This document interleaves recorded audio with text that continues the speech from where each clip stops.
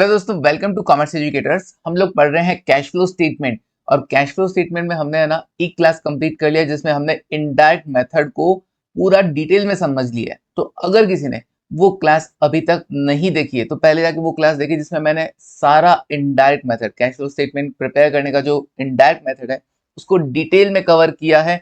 Detail में आपको हर एक चीज समझाई है, आखिर क्यों होता है, क्यों पे हमने बात की है। ठीक है ना। तो अब क्या करना है सर, अब हमको क्या करना है, वही इनडायरेक्ट मेथड से कैश फ्लो स्टेटमेंट बनाने के लिए अब हमको क्या करना होंगे, कुछ चीजों को इंटरप्रेट करना होगा, कुछ अकाउंट्स प्रिपेयर करने होंगे। तो हम उनकी बात कर लेते हैं। तो फटाफट फटाफट लिखते हैं हम यहाँ पर। देखो, some important accounts, some important accounts. देखो, सम इंपॉर्टेंट अकाउंट।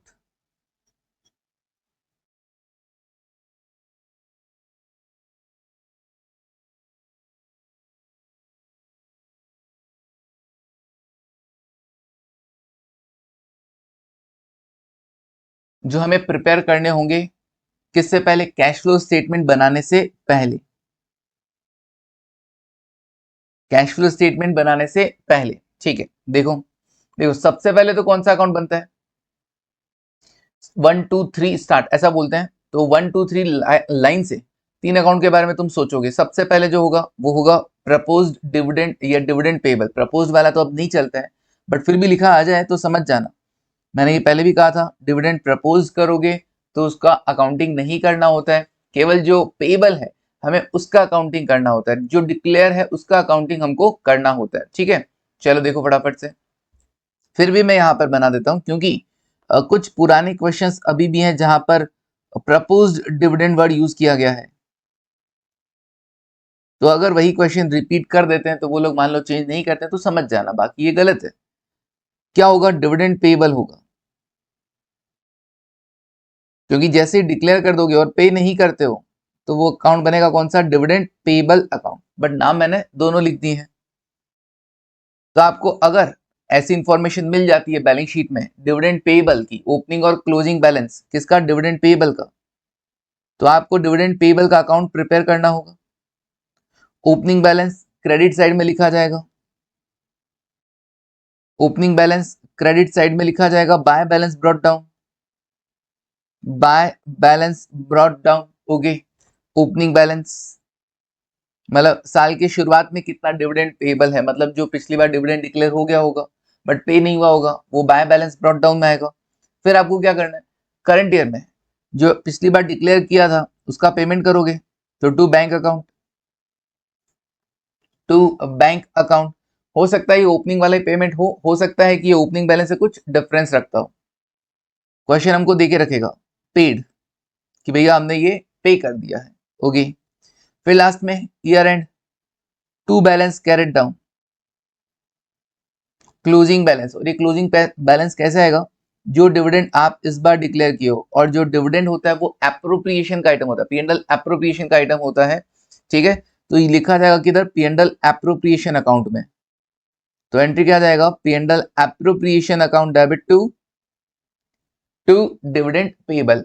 हालांकि हम एंट्री में PNL account debit to dividend payable ही लिखते हैं, लेकिन हमारा दिमाग बोलता है कि भैया ये पीएनएल का खर्चा नहीं है, ये एप्रोप्रिएशन का आइटम है।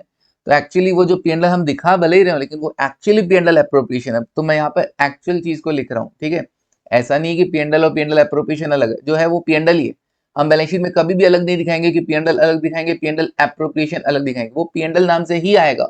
बस ध्यान रखना है हमें ही कि कौन सा आइटम तो पीएनएल का और कौन सा आइटम पीएनएल एप्रोप्रिएशन का है। ओके, तो जितना डिविडेंड आपने इस बार डिक्लेयर किया, declare during the year, propose नहीं लिखा मैंने, डिक्लेयर ड्यूरिंग द ईयर, वो यहां पर शो हो जाएगा जितना भी डिविडेंड डिक्लेयर हुआ है। और वही आपका क्या बन जाएगा, क्लोजिंग बैलेंस बन जाएगा, या क्लोजिंग कुछ और भी हो सकता है। ठीक है, तो ये तैयार है हमारा कौन सा account, dividend payable account.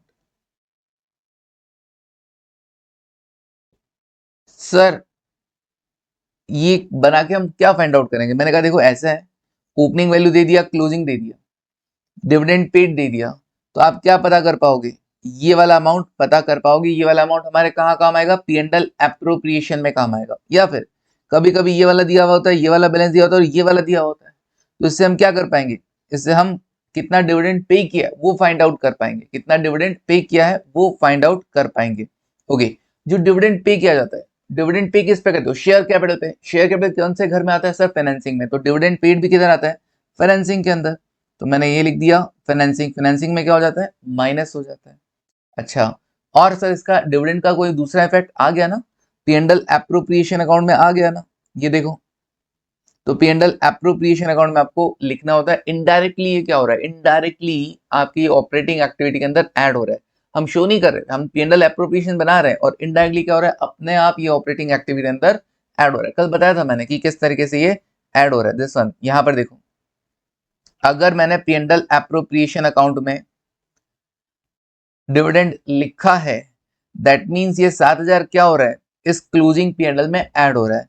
25,000 plus 7,000 plus transfer to reserve minus opening करेंगे तब प्रॉफिट आफ्टर टैक्स आएगा ना। तो हमारी शुरुआत किससे होती है, इनडायरेक्ट मेथड में cash flow from operating activity शुरुआत किससे, पीबीटी से, profit after tax plus tax as per P and L. तो प्रॉफिट आफ्टर टैक्स के लिए भी क्या हुआ है, 25 माइनस 30, पी&एल का closing minus opening, plus 7 plus 8, तो प्लस 7 हुआ ना डिविडेंड। लेकिन उसको वहां पे कैश फ्लो स्टेटमेंट में ना दिखाकर, ये अकाउंट बनाकर यहां पर इस तरीके से शो करेंगे तो अपने आप 30,000 में क्या है, ये 7,000 इंक्लूडेड है। तो मैं ये नहीं लिख रहा कि हम इसको ऑपरेटिंग में ऐड कर देंगे, नहीं करना, हम इसको पी&एल एप्रोप्रिएशन में दिखाएंगे, ये अपने आप इनडायरेक्टली क्या हो जाएगा, ऑपरेटिंग में ऐड हो जाएगा। ओके, ठीक है सर। सर कभी मान लो केवल ओपनिंग और क्लोजिंग बैलेंस ही गिवन हो, ना ये गिवन हो ना ये गिवन हो, तो हम क्या करेंगे। मैं कहा यार अगर गिवन होता तब तो हम दूसरा आइटम बैलेंसिंग फिगर से निकाल लेते, लेकिन अगर दोनों ही गिवन नहीं है तो आप क्या करोगे, तो लिख लो if only opening and closing balances are given, if only opening and closing balances are given, तो केवल ओपनिंग और क्लोजिंग बैलेंस ही गिवन है, ना पेड का अमाउंट गिवन है, ना कितना डिविडेंड डिक्लेयर किया वो गिवन है। तो ये मान लेना, एज्यूम दैट, क्या मान लेंगे,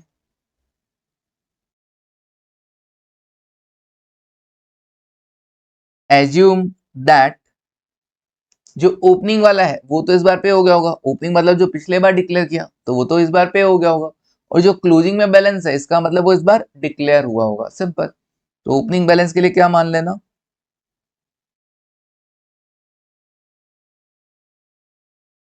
ओपनिंग बैलेंस के लिए मान लेना कि वो इस बार पे हो गया है, paid during the year, paid during the year. Okay, और जो क्लोजिंग है उसके लिए क्या मान लेंगे, क्लोजिंग बैलेंस के लिए declared during the year, declared during the year.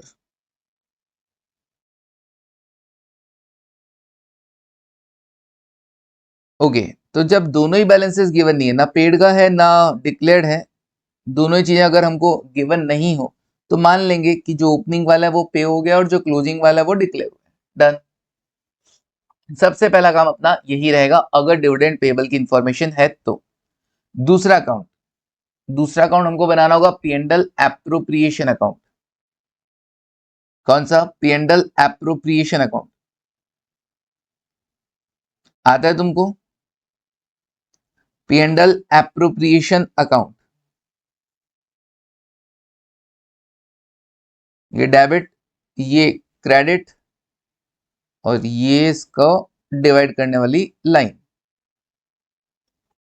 ठीक है जी, क्या करोगे, सबसे पहले पी&एल का ओपनिंग बैलेंस, बैलेंस शीट में देखना पी&एल का ओपनिंग बैलेंस कितना है, सर पी&एल या पी&एल एप्रोप्रिएशन एक ही बात है, ठीक है ना, पी&एल का ओपनिंग बैलेंस। ओके, फिर इस ओपनिंग बैलेंस में क्या होगा, आपको और क्या क्या इन्फॉर्मेशन गिवन होगी सर, हमको है ना और ये इन्फॉर्मेशन गिवन होगी कि हमने डिविडेंड कितना दिया है, डिक्लेयर किया है। तो दो तरह के डिविडेंड होते हैं, एक फाइनल डिविडेंड जो साल के एंड में डिक्लेयर होता है, और एक इंटरिम डिविडेंड जो साल के बीच में ऑर्गेनाइजेशन को लगता है कि भैया कंपनी ने, ऑर्गेनाइजेशन ने अच्छा कमाया है तो कंपनी को डिविडेंड देना चाहिए, तो वो इंटरिम डिविडेंड हो गया। तो दोनों तरह के डिविडेंड यहाँ आएंगे, ट्रांसफर टू रिजर्व आएगा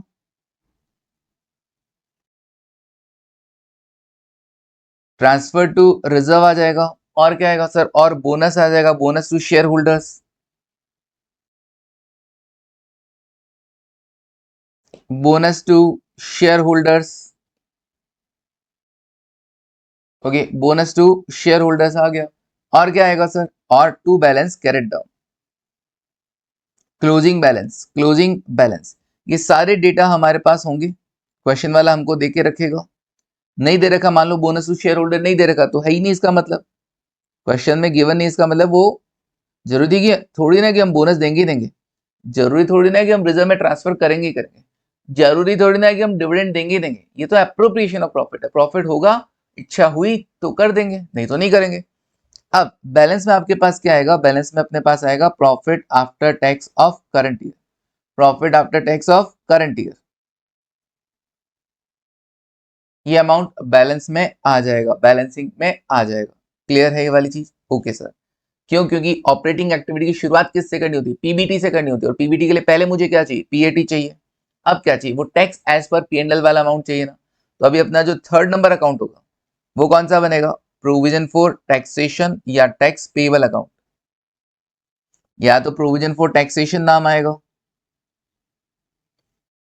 आपको बैलेंस शीट जो गिवन होगी उसमें या तो प्रोविजन फॉर टैक्सेशन लिखा होगा या टैक्स पेबल लिखा होगा, कोई फर्क नहीं पड़ता, हम दोनों को सेम तरीके से यूज कर लेंगे, प्रोविजन फॉर टैक्सेशन या टैक्स पेबल, ओके, ये क्रेडिट साइड, ये debit side,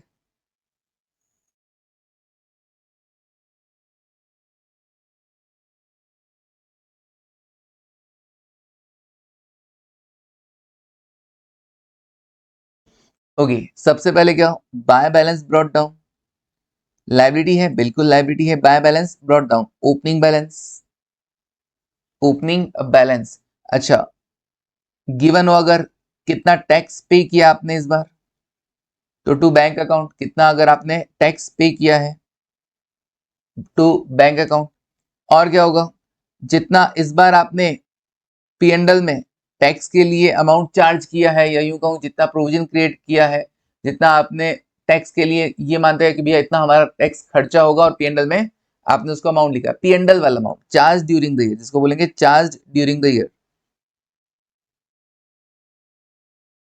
charge during the year, कितना टैक्स आपने ड्यूरिंग द ईयर चार्ज किया है, ओके, लास्ट में क्या आ जाएगा, closing to balance carried down, यहाँ पीएनएल एप्रोप्रिएशन नहीं लिखा सर आपने, नहीं, क्योंकि टैक्स क्या होता है, चार्ज अगेंस्ट प्रॉफिट होता है, प्रॉफिट होगा, माना प्रॉफिट होगा तभी टैक्स देंगे, लेकिन क्या होगा, फिर भी इसको चार्ज अगेंस्ट प्रॉफिट की तरह ही ट्रीट करेंगे और पीएनएल अकाउंट में ही शो करेंगे। अब कोई बोले सर प्रॉफिट होगा तभी देंगे ना, appropriation of profit, but mandatory ना, प्रॉफिट होगा तो देना ही पड़ेगा टैक्स, इसलिए वो चार्ज अगेंस्ट प्रॉफिट होता है। तो सेम डिविडेंड के जैसे ही बन गया सर, ये तो बिल्कुल ये डिविडेंड के जैसे ही बन गया, by opening balance to bank to balance carried down, ठीक है, बाय पीएनएल एप्रोप्रिएशन, बस डिक्लेयर्ड की जगह क्या आ गया, charge during the year, okay. अब इसमें भी वही बात, अगर ओपनिंग गिवन है, क्लोजिंग गिवन है, पेड गिवन है, तो पता चल जाएगा कि पीएनएल वाला अमाउंट कितना है, बैलेंसिंग फिगर से पीएनएल में कितना आपने टैक्स के रिगार्डिंग अमाउंट चार्ज किया है, या फिर ओपनिंग है, टैक्स के रिगार्डिंग पीएनएल में कितना चार्ज किया वो गिवन है, क्लोजिंग गिवन है, तो क्या आप पता कर पाओगे कितना पे किया है, बिल्कुल। ये दोनों किधर आते हैं सर, देखो ये तो ऑपरेटिंग अंदर ऐड होता है, ये तो ऑपरेटिंग अंदर ऐड होता है टैक्स एज पर पीएनएल, और ये होता है ऑपरेटिंग में माइनस, अलग से जगह बताई थी ना मैंने, याद करो, ये पीएटी,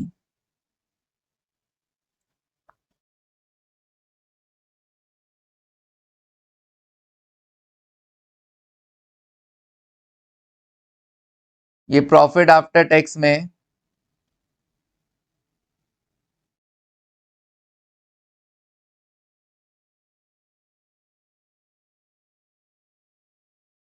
आप क्या करेंगे, tax as per PNL, tax as per PNL, PNL में जो टैक्स का अमाउंट आपने लिखा है, खर्चा लिखा है, उसे ऐड कर देंगे और शुरुआत कर देंगे पीबीटी से, और शुरुआत कर देंगे पीबीटी से, तो profit after tax plus tax as per PNL account, this one, profit after tax तो आपका पीएनएल एप्रोप्रिएशन अकाउंट से आ जाएगा अगर गिवन नहीं है तो, और ये रहा वो अमाउंट, सॉरी ये रहा प्रॉफिट आफ्टर टैक्स और ये रहा वो अमाउंट जो P&L में टैक्स का लिखा गया है। इन दोनों को ऐड करके आप ऑपरेटिंग एक्टिविटी की शुरुआत कर सकते हैं प्रॉफिट बिफोर टैक्स से। और ये वाला ऑपरेटिंग में माइनस होता है इनकम टैक्स पेड। कहाँ पे होता है sir?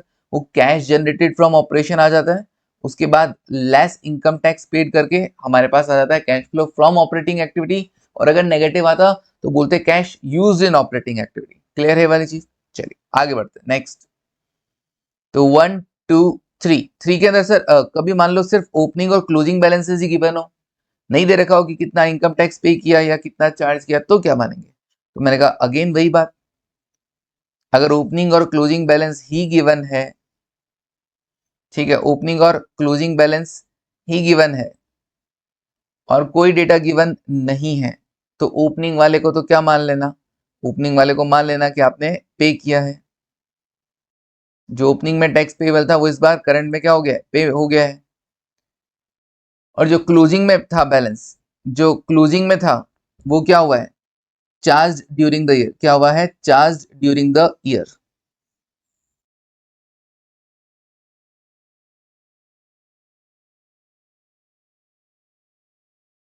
Charge during the year.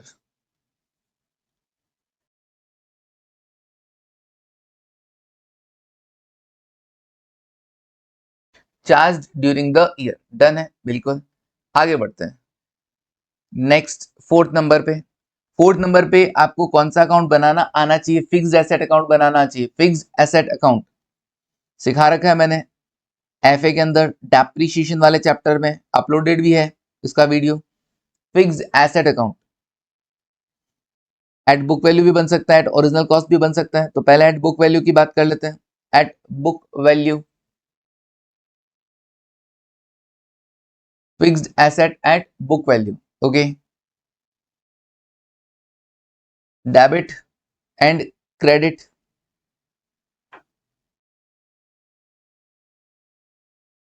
क्या क्या आइटम्स आएंगे इसमें देखो।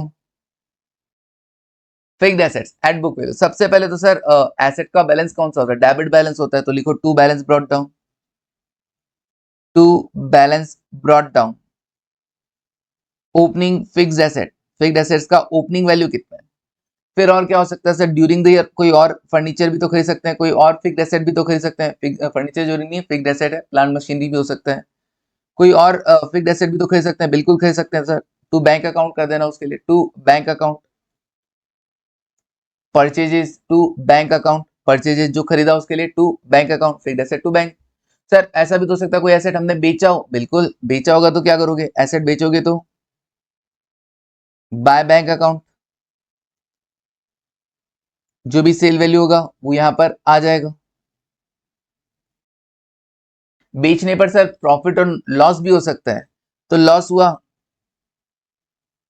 तो by P and L, loss हुआ तो by P and L, loss on sale.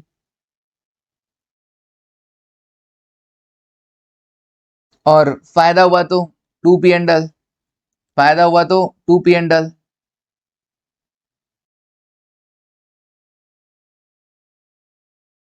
Profit on sale, profit on sale. Okay, profit on sale, ठीक है। उसके बाद सर एसेट बेच भी दिया, खरीद भी लिया, अब क्या करें? पूरे साल में कोई डेप्रिसिएशन वगैरह तो लगेगा कि नहीं लगेगा? बिल्कुल लगेगा। तो bye depreciation during the year, depreciation current year का जितना भी होगा वो आप यहाँ पे लिख देंगे। और then by balance carried down, then by balance carried down. Closing balance, closing balance, closing balance. Okay done हो गया। तो सर ये अकाउंट बना के क्या होगा? हमको क्वेश्चन में डेटा गिवन होगा कोई परचेज का, कोई सेल का वगैरह, तो इससे हमको क्या करना है? चार आइटम्स पोस्ट करना है। चार आइटम्स हमको कैश फ्लो स्टेटमेंट में लिखना है। जैसे प्रोविजन फॉर टैक्सेशन में क्या था? ओ ओ, क्या था? ओ ओ सर ये क्या है? ऑपरेटिंग में ऐड करना है एक बार और एक बार ऑपरेटिंग में लेस करना है। कौन सा ऐड करना है कौन सा लेस करना है तुम्हारे सामने। जो पीएनएल में दिखाया गया टैक्स का अमाउंट वो ऑपरेटिंग में ऐड करना है और जो एक्चुअली पे किया वो लेस करना है। तो याद रखोगे क्या? प्रोविजन फॉर टैक्सेशन में ओ ओ, ठीक है। फिक्स्ड एसेट में क्या याद रखना है? ऐसे ही फिक्स्ड एसेट का टोन अलग अलग है ना। फिक्स्ड एसेट में क्या करोगे, देखो जो परचेज किया तुमने वो इन्वेस्टिंग में माइनस होगा, जो तुमने फिक्स्ड एसेट बेचा है वो इन्वेस्टिंग में प्लस होगा, जो लॉस है वो ऑपरेटिंग में प्लस होगा, अगर फायदा हुआ है तो ऑपरेटिंग में माइनस होगा, और डेप्रीशिएशन ऑपरेटिंग एक्टिविटी के अंदर ऐड होगा, नॉन कैश आइटम है ऐड होगा। अच्छा, लॉस या प्रॉफिट में से कोई एक ही चीज होती होगी, बिल्कुल एक ही एसेट बेचा है, तो हम क्या करेंगे, अब इसको याद कैसे रखेंगे, आई आई ओ ओ, आई आई ओ ओ, फिक्स्ड एसेट से हमको चार वैल्यू लिखनी है, आई आई ओ ओ, एक इन्वेस्टिंग में प्लस करना है, एक इन्वेस्टिंग में माइनस करना है, एक ऑपरेटिंग में प्लस करना है, और एक और अगेन ऑपरेटिंग में या तो प्लस करना है या माइनस करना है, अगर लॉस हुआ तो प्लस करेंगे और माइनस प्रॉफिट हुआ तो माइनस कर देंगे। तुमने एक चीज नोट की, इधर वाले आइटम प्लस वाले आते हैं, इधर वाले आइटम माइनस वाले आते हैं, ये देखो माइनस वाला आइटम प्लस वाला आइटम, ये डिविडेंड में देखो ये माइनस वाला आइटम, और ये इनडायरेक्टली पी&एल एप्रोप्रिएशन में लिखा जा चुका है, इसलिए ये वहां पे प्लस वाला आइटम। डन, ओके सर, आगे बढ़ते हैं next. Fixed asset at book value हो गया, हाँ sir fixed asset at book value हो गया। अब fixed asset eight original cost, fixed asset eight original cost भी देख लेते हैं। Fixed asset eight original cost,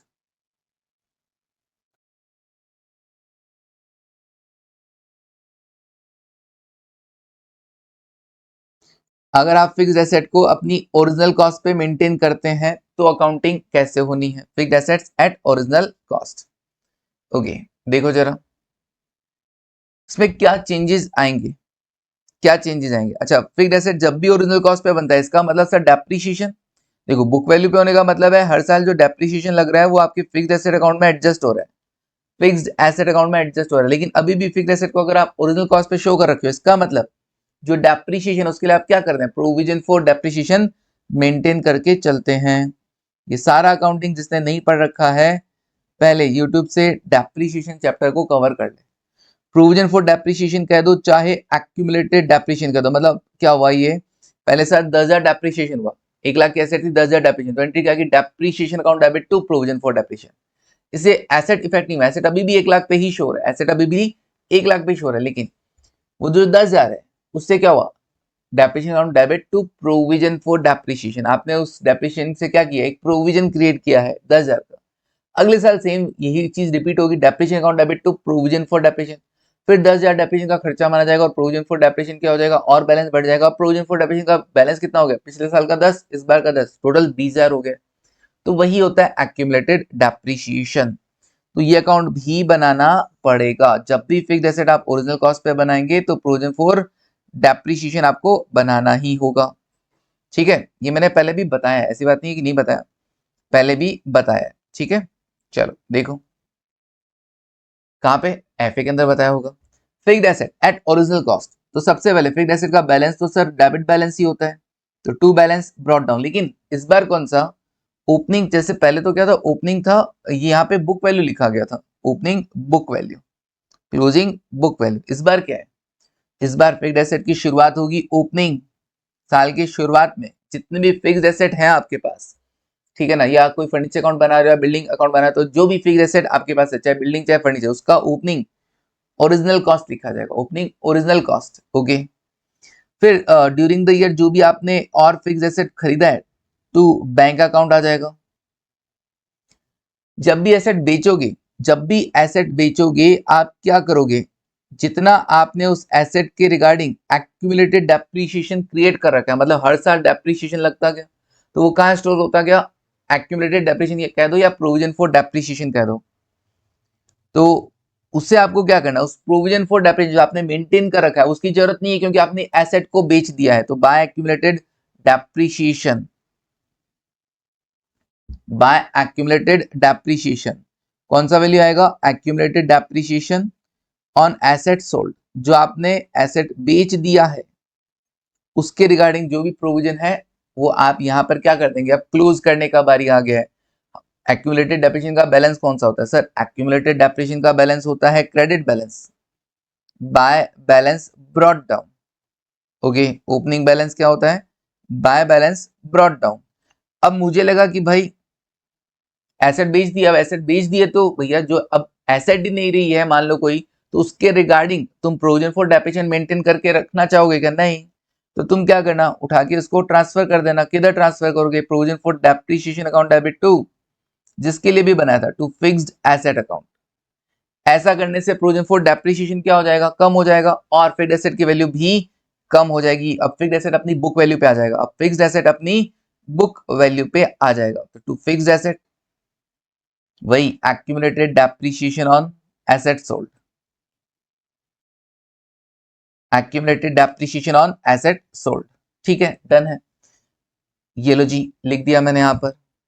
तो सिंपली क्या करना, जब भी एसेट बेचा जाएगा एक काम जरूर करेंगे, एक एंट्री पास जरूर करेंगे आप अपनी बुक में, provision for depreciation account debit to fixed asset, provision for depreciation account debit to fixed asset, ये एंट्री आप जरूर से पास कर देंगे। ऐसा करने पे फिक्स्ड एसेट की वैल्यू कम हो जाएगी, फिक्स्ड एसेट अपनी बुक वैल्यू पे आ जाएगा। अब बुक वैल्यू पे आ ही गया है तो क्या करना, एसेट को बेचोगे तो फायदा भी हो सकता है, नुकसान भी हो सकता है। तो एसेट को बेचोगे तो बाय बैंक, और नुकसान हुआ तो by P and L.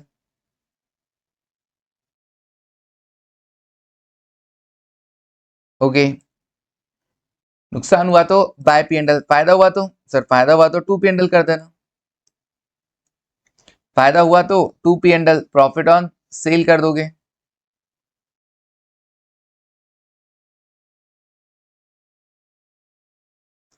To P and L, profit on sale. Okay sir, मतलब एक एक्स्ट्रा करना पड़ा। और सर ये डेप्रिसिएशन, ये डेप्रिसिएशन आएगा क्या, मैंने कहा नहीं।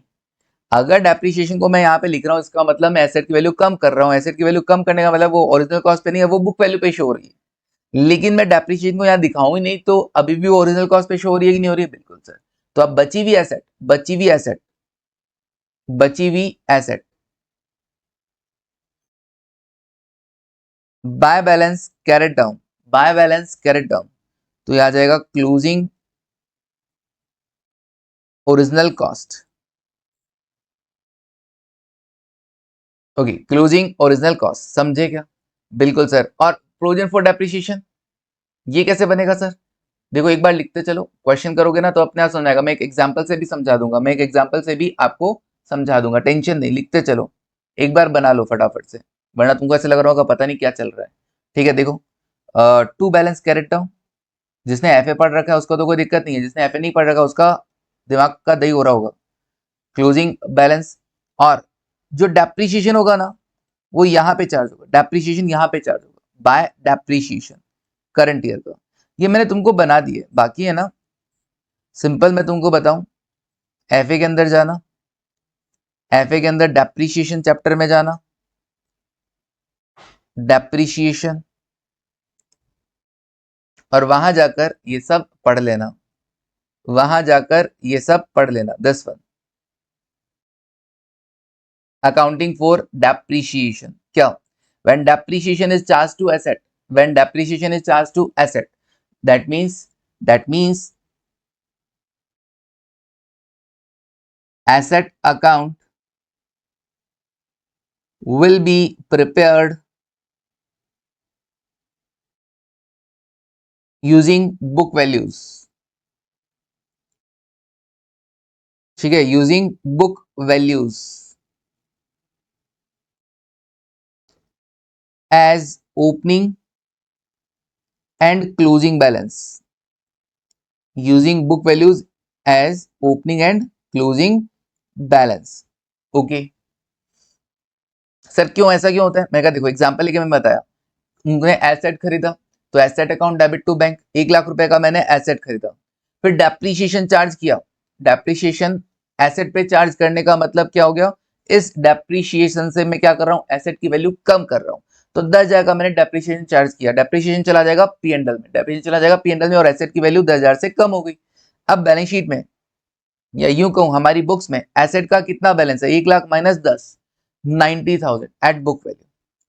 तो जब आप इस तरीके से डेप्रिसिएशन चार्ज करते हैं और एसेट अकाउंट आपको बनाना हुआ, तो एसेट अकाउंट आप किस पर बनाएंगे, बुक वैल्यूज पर बनाएंगे, क्योंकि आपके पास बुक वैल्यूज अवेलेबल है। डेप्रिसिएशन से आप क्या कर रहे हैं, एसेट की वैल्यू को रिड्यूस कर रहे हैं। ठीक है, फिर जब आप एसेट बेचोगे तो bank account debit to asset, फायदा हुआ एसेट बेचने पर, एसेट टू पीएनएल, नुकसान हुआ पीएनएल टू एसेट। अच्छा, जैसे कि मैंने अगर मान लो 90,000 की एसेट 99 में बेच दी, ठीक है, बुक वैल्यू 90 था, मैंने बेचा 99 में, 9,000 का फायदा हुआ ना, तो हो जाएगा फायदे के लिए मैं क्या करूंगा, asset account debit to P and L. अच्छा वहीं अगर मैंने एसेट को 82 में बेच दिया तो 90,000 की एसेट अगर मैंने 82 में बेच दी तो 8,000 का नुकसान होगा कि नहीं होगा, नुकसान होगा। तो पी एंड एल डेबिट करना और एसेट की वैल्यू को कम कर देना, P and L two asset 8,000 done. फिर मैंने एक क्वेश्चन भी करवाया था एफए के अंदर कि बुक वैल्यू ऑफ मशीन 1 अप्रैल 26 6 लाख रुपए, बुक वैल्यू मैंने लिख दिया, एसेट किस पे बना रहा हूँ, बुक वैल्यू पे। 31 मार्च 27 को कितना 5 लाख, ये मैंने लिख दिया by balance correct down. Depreciation during the entry क्या होती है, अगर हम बुक वैल्यू पे मेंटेन कर रहे हैं मतलब एंट्री क्या होगी, depreciation account debit to asset. तो मैंने इधर लिखा by depreciation, depreciation to machinery.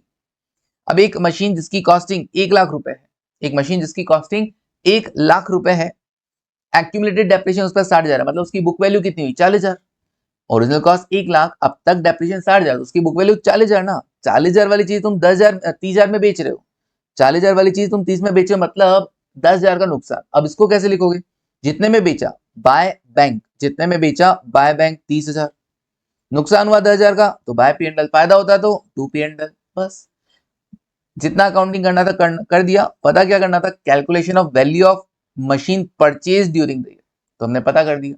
तो अकाउंट बनाकर, अकाउंट बना क्यों रहे हम लोग, अकाउंट बनाकर हम पता कर रहे हैं कि भैया परचेज ड्यूरिंग द, ऐसा भी कोई भी मिसिंग फिगर हम पता कर सकते हैं, इसीलिए अकाउंट बनाया जा रहा है। और यहां से अब कैश फ्लो स्टेटमेंट में क्या होगा, कैश फ्लो स्टेटमेंट के अंदर हम क्या कर रहे हैं, इसी चीज को आई आई ओ ओ, ठीक है। तो ये परचेज अगर बैलेंसिंग फिगर में आ रहा है तो ठीक है, कोई बात नहीं। कभी ये गिवन होगा तो मान लो ये वाला डेप्रिसिएशन बैलेंसिंग फिगर में आ रहा हो, कुछ भी हो सकता है, कुछ भी हो सकता है ना, it depends on question. But हाँ यहां से 4 वैल्यूज कैश फ्लो स्टेटमेंट में जाएंगी, ठीक है। चलिए अच्छा, यही चीज अगर फिक्स्ड एसेट ओरिजिनल कॉस्ट पे मेंटेन करता हूं और प्रोविजन फॉर डेप्रिसिएशन क्रिएट करता हूं तो आ जाओ एफए के अंदर। सर ऐसे केस में क्या होगा, इसको बोलते हैं when provision for depreciation is created. ऐसे केस में क्या होगा, हम चाहते हैं कि एसेट अपनी original cost per balance sheet में शो हो। इसका मतलब क्या होगा, इसमें क्या होगा, दैट मींस एसेट अकाउंट जब भी हम बनाएंगे एसेट अकाउंट तो क्या होगा, उसके asset account will be prepared using original cost, asset account will be prepared using original cost as opening and closing balances, as opening and closing balances। Okay तो opening और क्लोजिंग बैलेंस में आपको क्या करना है, ओरिजिनल कॉस्ट को use करना है। क्यों करना है ऐसा वो सुनो, वही एसेट तुमने 1 लाख में खरीदी, एसेट टू बैंक 1 लाख रुपए, ठीक है। फिर डेप्रिसिएशन चार्ज करने की एंट्री देखो, डेप्रिसिएशन टू एसेट नहीं, depreciation account debit to provision for depreciation होगा। हर साल जो डेप्रिसिएशन लगता जाएगा आप खर्चा बुक करते जाओगे और उससे एक प्रोविजन क्रिएट करते चलोगे, प्रोविजन फॉर डेप्रिसिएशन एक्यूमुलेट होता रहेगा, इसीलिए उसको एक्यूमुलेटेड डेप्रिसिएशन भी बोलते हैं। ओके फिर इस डेप्रिसिएशन को तो पी&एल में ट्रांसफर कर देना। अब हुआ क्या, एक तो मेरा एसेट अकाउंट ओपन है 1 लाख से, एक मेरा provision for depreciation account open है कितने से, 10,000 से, ठीक है। एक तो एसेट अकाउंट ओपन है 1 लाख से, तो एसेट अकाउंट और प्रोविजन फॉर डेप्रिसिएशन कितना ओपन है, 10,000 से ओपन है। तो इसीलिए जब हम अकाउंट बनाते हैं ना, जब हम अकाउंट बनाते हैं तो हमारा जो एसेट अकाउंट है उसका बैलेंस तो ओपनिंग क्या होगा, ओरिजिनल कॉस्ट, और साथ ही साथ प्रोविजन फॉर डेप्रिसिएशन अब तक टोटल में कितना डेप्रिसिएशन चार्ज हुआ है, समझ में आया। एंट्री क्या होती है डेप्रिसिएशन की, depreciation account debit to provision for depreciation, अगर हम उसको ओरिजिनल कॉस्ट पे मेंटेन कर रहे हैं तो। ओके अब ऐसे केस में परचेज, परचेज का तो फिक्स्ड एसेट टू बैंक हो जाएगा। सेल की क्या एंट्री होगी वो देखो, ऐसे केस में जब एसेट बिकता है तो क्या एंट्री करेंगे, जब एसेट बेचा जाएगा at the time of sale आपको क्या करना होगा, एक कंपल्सरी एंट्री पास करना होगा कि जो एसेट आपने बेच दिया, भैया जब एसेट ही नहीं रहा तो उसके regarding provision for depreciation maintain करके क्या करेंगे, तो उसके रिगार्डिंग जो भी प्रोविजन फॉर डेप्रिसिएशन है रिलेटेड टू एसेट सोल्ड उसको उठाकर एसेट अकाउंट में ट्रांसफर कर देना है। तो provision for depreciation to asset, ऐसा करने से प्रोविजन फॉर डेप्रिसिएशन कम हो जाएगा। जैसे मेरा प्रोविजन फॉर डेप्रिसिएशन था 10,000, मैंने उसको डेबिट कर दिया और टू एसेट कर दिया, जिससे एसेट की वैल्यू अब 1 लाख से 90,000 पे आ जाएगी। तो ये एंट्री पास करना मस्ट, जब भी एसेट बेचा जाएगा ये एंट्री पास होगा ही होगा। देखो मैंने किया, मैंने किया, इतनी देर से अपन रीड कर रहे थे बस समझ में नहीं आ रहा सर क्या चल रहा है, अब समझ में आएगा। ये देखो मैंने एंट्री किया, accumulated depreciation to fixed asset या provision for depreciation to fixed asset, जितना अमाउंट जो एसेट आपने बेचा उस पर अब तक का डेप्रिसिएशन, आपने जितना प्रोविजन फॉर डेप्रिसिएशन क्रिएट कर रखा है उतना उठा के अपने को खत्म कर देना है, किधर ट्रांसफर करके, एसेट अकाउंट में ट्रांसफर करके। फिर नॉर्मल एंट्रीज है बेचने का, by bank, bank to asset, नुकसान हुआ पीएनडल टू एसेट, फायदा हुआ एसेट टू पीएनडल, बस हो गया नक्की। चलिए डेप्रिसिएशन की entry, depreciation to provision for depreciation, simple. तो ये अकाउंट बनाना आना चाहिए सर। अब यहां से कैसे आई आई एफ ओ ओ लिया जाएगा?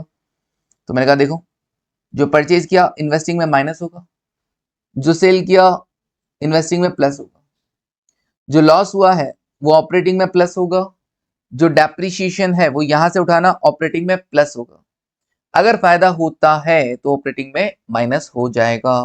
आई आई ओ ओ डन। तो क्या तुमको फिक्स्ड एसेट अकाउंट बनाना आएगा? मैंने बोला था कैश फ्लो स्टेटमेंट बनाने के लिए केवल और केवल कैश फ्लो स्टेटमेंट का नॉलेज नहीं चाहिए, इधर उधर की अकाउंटिंग भी चाहिए, इसी वजह से हमको वो टफ लगता है।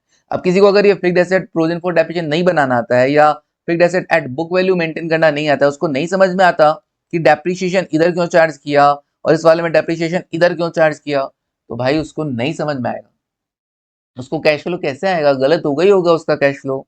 साइड बाय साइड जितनी भी अकाउंटिंग है, उसको ये प्रोविजन फॉर टैक्सेशन अकाउंट बनाना आना चाहिए, उसको पीएनडल एप्रोप्रिएशन अकाउंट बनाना आना चाहिए, उसको डिविडेंड पेएबल अकाउंट बनाना आना चाहिए, तब जाकर उसको क्या होता है, कैश फ्लो स्टेटमेंट वगैरह तैयार कर पाता है। और भी बहुत सारी अकाउंटिंग, और भी बहुत सारे इंटरप्रिटेशन है, अभी समझते हैं उसको। चलिए नेक्स्ट, नेक्स्ट कौन सा सर? अभी फिफ्थ हो गया, नाउ सिक्स नंबर पे। सर ये सेवंथ है। अब कोई बच्चा बोल रहा है सर सेवंथ, मैं कहा नहीं, फिक्स्ड एसेट और प्रोविजन फॉर डेप्रिसिएशन को फिफ्थ नंबर पे ही मैंने रखा है। रीजन क्योंकि अगर फिक्स्ड एसेट जब भी ओरिजिनल कॉस्ट पे हम बना रहे हैं तो हम प्रोविजन फॉर डेप्रिसिएशन बनाएंगे ही बनाएंगे। जब भी हमको प्रोविजन फॉर डेप्रिसिएशन का डेटा गिवन होगा, हम हमेशा यही फॉलो करेंगे, फिक्स्ड एसेट एट कॉस्ट और प्रोविजन फॉर डेप्रिसिएशन अकाउंट बनाएंगे। ठीक है, ध्यान रखना ये। Now six number, investment account. Six number investment account. Sir investment account ये भी बनाना पड़ता है क्या कभी कभी? हाँ कभी कभी हमको ये बनाना पड़ जाता है। ठीक है, चलिए देखो इसमें क्या होगा सर? इसमें तो कुछ नहीं, वही बैलेंस, वही परचेज सेल, और क्या होगा? बिल्कुल इन्वेस्टमेंट का बैलेंस डेबिट होता है। ओके, ओपनिंग बैलेंस लिखा मैंने, to balance brought down. Opening लिखा मैंने, टू बैलेंस ब्रॉट डाउन। ठीक है जी, ये मैंने लिख दिया ओपनिंग। फिर इसके बाद अगर ड्यूरिंग द ईयर तुमने और इन्वेस्टमेंट खरीदा है तो to bank account, to bank account bracket में लिख देंगे परचेज किया हो तो। ठीक है, अगर ड्यूरिंग द ईयर तुमने कोई डेप्रिसिएशन तो लगता नहीं है ना, ड्यूरिंग द ईयर इन्वेस्टमेंट पे थोड़ा ना डेप्रिसिएशन लगेगा। ड्यूरिंग द ईयर तुमने कोई इन्वेस्टमेंट बेचा है तो by bank, by bank sale. ठीक है, बाय बैंक सेल हो जाएगा। इन्वेस्टमेंट बेचोगे तो क्या होता है सर? इन्वेस्टमेंट बेचते हैं ना तो फायदा और नुकसान दोनों हो सकता है। नुकसान हुआ तो by P and L, loss on sale. फायदा हुआ तो to P and L, profit on cell.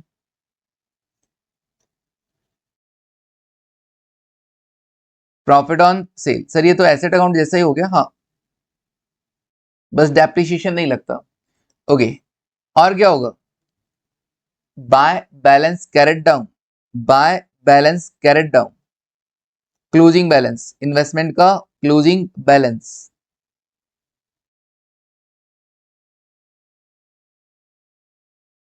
Closing balance of P and L, done. Okay, अब एक चीज देखना, कभी कभी क्वेश्चन वाला क्या कहता है, कभी कभी क्वेश्चन वाला कहता है कि भैया ये जो प्रॉफिट है ना, प्रॉफिट, ठीक है, उसको हम क्या करते हैं, पीएनडल में ट्रांसफर ना करके हमने उसको कहां ट्रांसफर कर दिया, कैपिटल रिजर्व में ट्रांसफर कर दिया। कभी कभी क्वेश्चन वाला ये बोलेगा, इसका मतलब ये क्या हो रहा है, प्रॉफिट को टू पीएनडल ना करके, प्रॉफिट को पीएनडल में ट्रांसफर ना करके कैपिटल रिजर्व में ट्रांसफर कर रहा है, to capital reserve. Okay, profit on sale, asset investment को बेचा और उस इन्वेस्टमेंट का प्रॉफिट कहां ट्रांसफर कर दिया, कैपिटल रिजर्व में ट्रांसफर कर दिया। ये कब करना है, इफ क्वेश्चन, ठीक है ना, स्पेसिफाई, अगर क्वेश्चन इसके रिगार्डिंग स्पेसिफाई करता है कि भैया हमने प्रॉफिट को कैपिटल रिजर्व में ट्रांसफर कर दिया, तो यस यहाँ पे टू कैपिटल रिजर्व। सर इससे क्या इंपैक्ट आ जाएगा, आएगा। अब यहां से जब तुमको क्या करना होगा, कैश फ्लो स्टेटमेंट में डेटा पुट करने होंगे, कैश फ्लो स्टेटमेंट में डेटा पुट करने होंगे। तो क्या क्या करोगे सर, हम ऐसा करेंगे, जो परचेज किया है वो इन्वेस्टिंग में माइनस हो जाएगा, सेल हुआ है वो इन्वेस्टिंग में प्लस हो जाएगा, कोई नुकसान है तो ऑपरेटिंग में ऐड हो जाएगा, अगर फायदा है तो ऑपरेटिंग में माइनस हो जाएगा। फायदा है तो ऑपरेटिंग में माइनस होगा केवल और केवल कब, अगर आपने उस प्रॉफिट को पीएनएल में ट्रांसफर किया। अगर आपने उस प्रॉफिट को कैपिटल रिजर्व में ट्रांसफर कर दिया तो तुम ऑपरेटिंग में उसको माइनस मत कर देना, ये मत देखना, कई बच्चे रट लेते हैं। Loss on cell of investment operating में ऐड होता है, profit on cell of investment operating में माइनस होता है। तो भाई ये वाला माइनस नहीं होगा, वो माइनस तभी होगा जब किसी के घर में घुस आए हो, लेकिन वो आपका घर नहीं है, तो वो बाहर निकालता है कि नहीं निकालता, बताया था ना मैंने। तो सेम वही, अगर प्रॉफिट को पीएनएल में डाला तो profit on cell of investment भाई वो ऑपरेटिंग एक्टिविटी का पार्ट नहीं होता है, इसलिए ऑपरेटिंग में से माइनस कर देना। लेकिन अगर तुमने उसके रिगार्डिंग पीएनएल क्रेडिट किया ही नहीं, तो पीएनएल के घर में घुसे ही नहीं, तो भाई फिर पीएनएल वापस निकालेगा भी नहीं ना, किसको निकालेगा, तुम घर में ही नहीं घुसे, मिलोगे ही नहीं तुम घर में, ठीक है, निकालेगा भी नहीं। तो इसलिए ऑपरेटिंग में माइनस नहीं होगा, समझ में आया, ऑपरेटिंग इफेक्ट हुआ है, पीएनएल इफेक्ट हुआ है, तो ही ऑपरेटिंग के अंदर वापस रिवर्ट करना होगा, रिवर्स करना होगा। लेकिन प्रॉफिट अगर कैपिटलिज्म में ट्रांसफर हो गया तो ऑपरेटिंग में इसका कोई एडजस्टमेंट नहीं होगा। ठीक है, चलिए डन है, बिल्कुल सर डन है।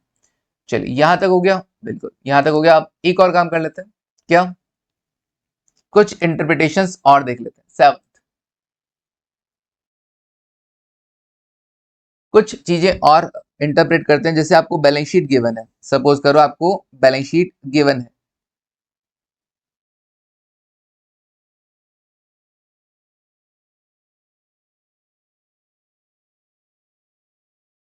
ओके, ये बैलेंस शीट गिवन है और कुछ आइटम्स हम यहां पर लिखेंगे, कुछ आइटम्स हम यहां पर लिखेंगे, प्रीवियस ईयर का डेटा, करंट ईयर का डेटा, प्रीवियस ईयर का डेटा, करंट ईयर का डेटा, ओके, लाइबिलिटीज, एसेट, देखते चलना।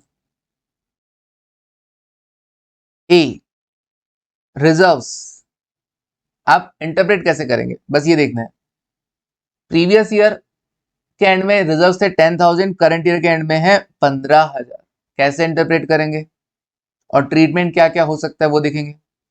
Share capital, share capital previous year में 1,00,000, करंट ईयर में 1,50,000, okay. C, securities premium, securities premium previous year 50,000, current year में 60,000, okay. D, loan, opening में 1,00,000, closing में 1,50,000, okay. ई, debentures, opening में कुछ नहीं, क्लोजिंग में 1,00,000, क्लोजिंग में 1,00,000, ओके। फिर उसके बाद एफ, गुडविल, ओपनिंग में 20, क्लोजिंग में 30। लाइबिलिटी और एसेट का टोटल बराबर मत कर लेना, मैं सारे आइटम थोड़ा ना लिख रहा हूं, ठीक है। तुम सोचो अच्छा मैच नहीं हुआ टोटल, मैं सिर्फ डेटा इंटरप्रेट करवा रहा हूं कि आखिर ये इंक्रीज डिक्रीज हमें क्या कहता है। गुडविल, ओपनिंग में 20, क्लोजिंग में 16, 16,000। H, H preliminary expenses, preliminary expenses opening में 10,000, क्लोजिंग में 8,000। I, underwriting commission, underwriting commission opening में 10,000, क्लोजिंग में 8,000। J, discount on issue of debentures, discount on issue of debentures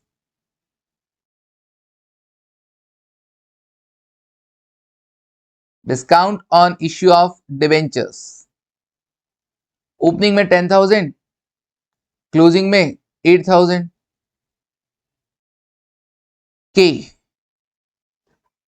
के discount on issue of debentures, discount on issue of debentures. Sir ये वापस लिख रहे हो आप? हाँ, discount on issue of debentures, opening में कुछ नहीं, क्लोजिंग में 10,000। अब इन सब चीजों को हमें इंटरप्रेट करना है, कर पाएंगे क्या? इन सब चीजों को हमें इंटरप्रेट करना है, कैसे करोगे?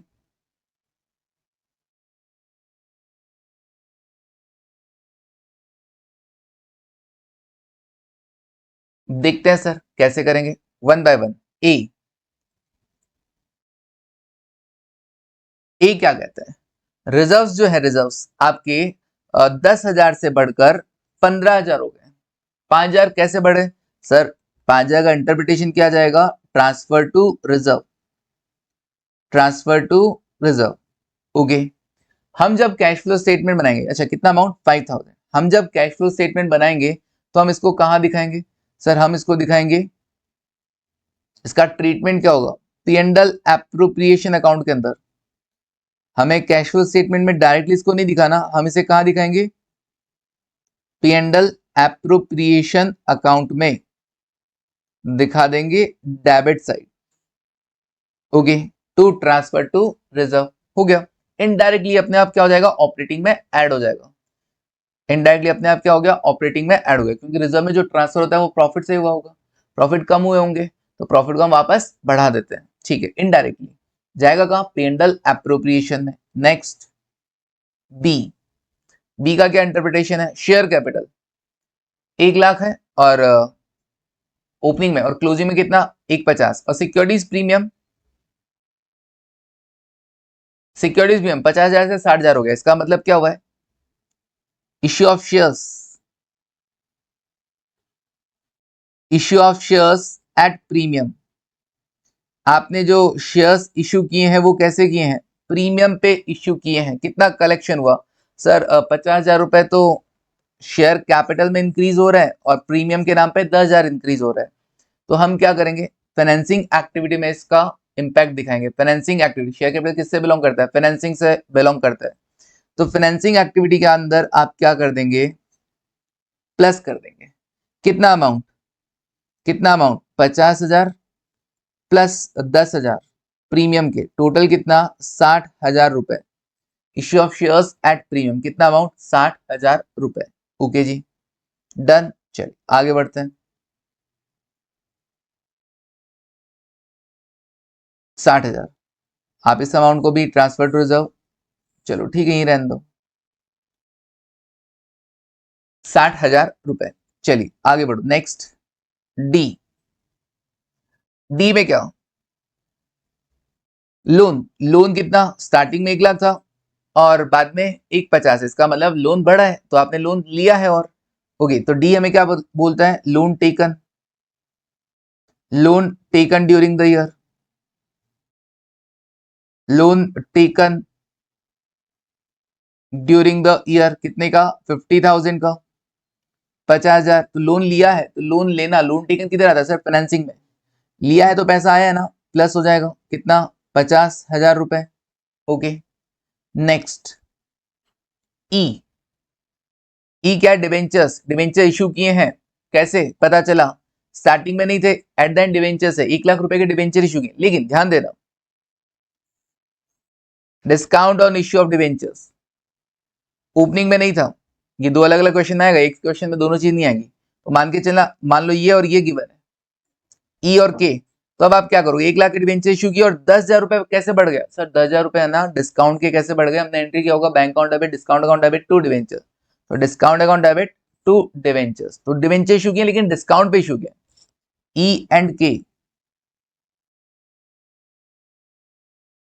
Debentures issued at discount, debentures issued at discount. Okay, तो क्या होगा सर? डिवेंचर्स का घर फाइनेंसिंग होता है, इशू किए तो पैसा आएगा, बिल्कुल आएगा। कितना आएगा? 1 लाख रुपए फेस वैल्यू के डिवेंचर इशू किए हैं, 10,000 रुपए डिस्काउंट पे। तो 90,000 ही तो कलेक्शन हुआ ना, तो फाइनेंसिंग में केवल कितना दिखाओगे 90, जैसे शेयर इशू किए थे प्रीमियम पे तो 50 नहीं 60,000 दिखाना, पैसा आया। डिवेंचर डिस्काउंट पे इशू की तो 90,000 ही दिखाया जाएगा। फिर उसके बाद ई और के हो गया, देन एफ। एफ गुडविल 20 से 30 हो गया, गुडविल 20 से 30 हो गया, तो गुडविल इंक्रीज हुआ है। गुडविल इंक्रीज, गुडविल बढ़ता कब है?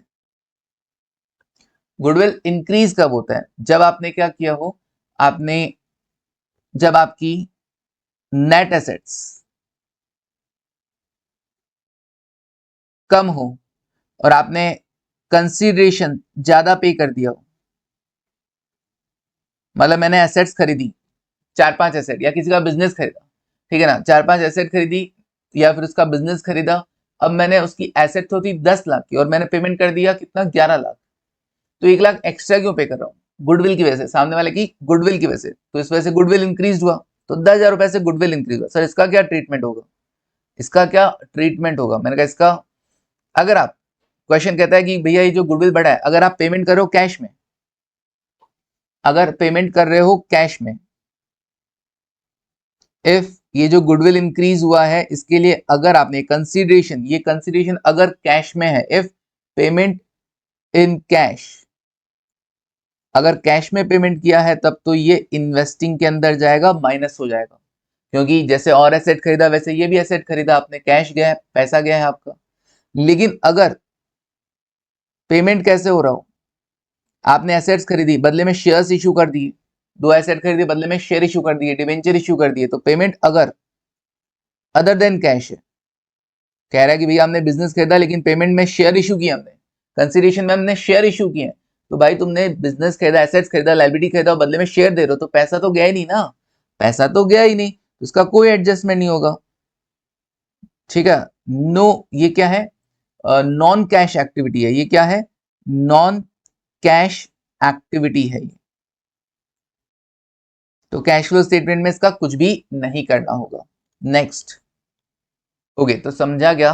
कभी तुमको ऐसा गुडविल इंक्रीज हुआ मिल जाए 20 से 30, तो क्या करोगे? सर 10,000 बढ़ गए, तो 10,000 कैसे बढ़े? गुडविल ऐसे ही तो नहीं बढ़ता है ना, गुडविल अकेले नहीं खरीदा जा सकता, गुडविल अकेले कभी नहीं खरीदोगे। कोई एसेट्स आप खरीद रहे हो जिसके लिए आपने पेमेंट कम कर दिया हो, तो वो गुडविल क्रिएट कर रहा है, ठीक है, सॉरी ज्यादा कर दिया हो पेमेंट, 10 लाख की चीज के लिए 11 कर दिया, तो वो 1 लाख का गुडविल है। कोई बिजनेस एक्वायर कर रहे हो, 1 करोड़ का बिजनेस, आपने 1 करोड़ 20 लाख दिए, तो 20 लाख क्या है? गुडविल है, ठीक है। चलिए अब one by one, ji H I और जे, जी एच आई और जे, इसका क्या होगा?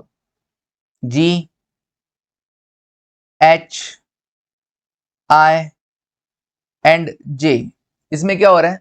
इन सब में एक चीज नोट करो, गुडविल 4,000 से कम हो गया, प्रीलिम एक्सपेंसेस 2,000 से कम हो गया, अंडरराइटिंग कमीशन 2,000 से कम हो गया, discount on issue of debentures 2,000 से कम हो गया। ये सब क्या थे? हर साल क्या हो रहा है? राइट ऑफ हो रहा है, ये एक्सपेंसेस, ये लॉसेस, ये goodwill is also capital loss, क्योंकि आप 10 लाख की जगह 11 लाख पे करके आए थे। ये क्या हो रहा है? गुडविल हर साल राइट ऑफ होता है, प्रीमियम एक्सपेंसेस हर साल थोड़ा थोड़ा राइट ऑफ होता है, कमीशन हर साल थोड़ा थोड़ा राइट ऑफ हो रहा है, डिस्काउंट हर साल थोड़ा थोड़ा राइट ऑफ हो रहा है, तो हम इसे बोलेंगे राइट ऑफ।